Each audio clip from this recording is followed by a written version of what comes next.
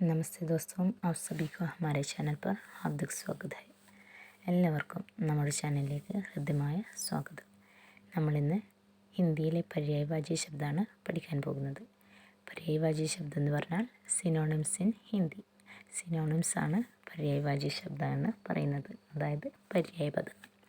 മലയാളത്തിൽ പറഞ്ഞാൽ പര്യായപദങ്ങൾ. എന്താണ് പര്യായപദങ്ങൾ എന്നുള്ളതാണ് ഇന്ന് നോക്കുന്നത്. किसी भाषा में एक भाव या विचार को व्यक्त करने के लिए कई शब्दों का प्रयोग किया जाता है. ऐसे समान अर्थ वाले शब्दों को पर्यायवाची या समानार्थी शब्द कहते हैं.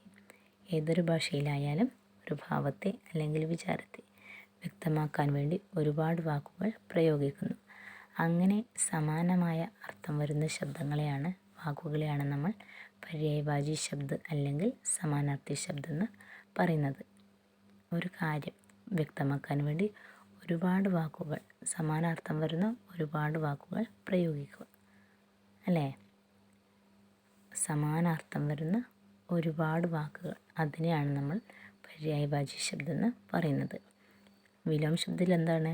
ഉൾട്ടയാണ്, വിപരീത അർത്ഥമാണ്, അല്ലേ? വിപരീതമാണ്, നേരെ ഓപ്പോസിറ്റാണ്.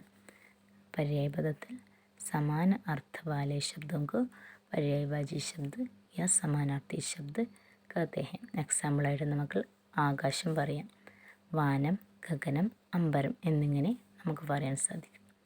അപ്പോൾ എല്ലാവർക്കും ധന്യവാദ്.